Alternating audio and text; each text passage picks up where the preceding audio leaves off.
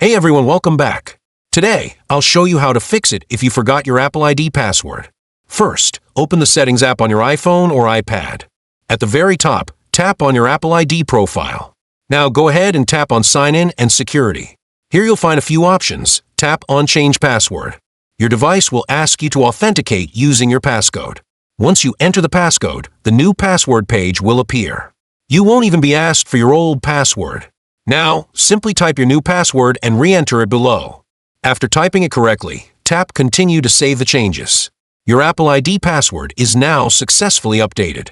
There will be Massage show of changing a password.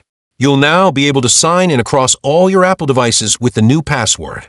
Remember to update your password in apps like iCloud and Mail if needed. It's a quick and safe way to regain full access to your account. And just like that, your password reset is complete. If this helped you, don't forget to like the video and subscribe for more tech tips. Thanks for watching, and I'll catch you in the next one.